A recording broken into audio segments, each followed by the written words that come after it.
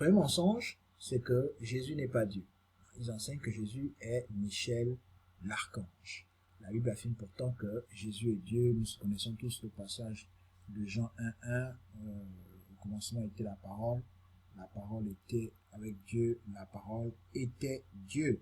Donc, je ne sais pas si on peut être plus clair que ça.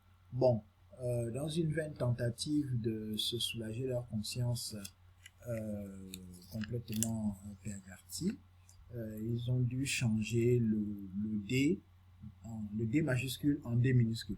Si vous avez déjà lu Transcription du Monde Nouveau, c'est comme ça que leur Bible s'appelle, vous allez vous rendre compte que ce passage de Jean 1:1, pour que leur mensonge et leur supercherie puissent être justifiés aux yeux des autres qui sont en train de les sensibiliser, il s'agit de nous, hein. Nous leur disons, mais c'est pas possible, au commencement était la parole était avec Dieu, la parole était Dieu, elle était au commencement avec Dieu. Toutes choses ont été faites par elle, et rien de ce qui a été fait n'a été fait sans elle. Et eux, dans leur version, ils ont enlevé le D majuscule pour le remplacer par un D minuscule. Vraiment, c'est regrettable. Donc après Jean 1:1 que nous venons de voir, nous pouvons continuer avec Jean 20:28. Nous connaissons tous ce passage.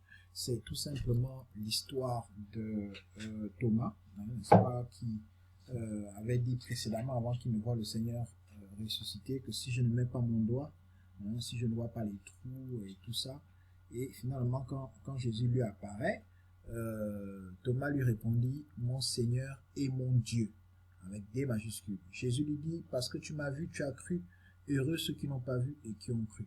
Donc nous on se dit, bon, Jésus est Dieu et Thomas le confirme. Si Jésus n'était pas Dieu, Jésus lui aurait dit, non, mais pourquoi tu m'appelles Dieu? Tu sais que Dieu c'est mon Père.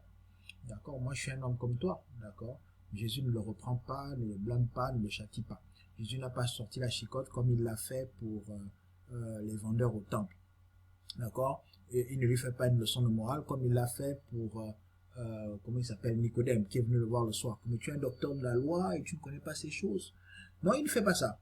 Il a accepté, il a laissé Thomas l'appeler Seigneur et Dieu.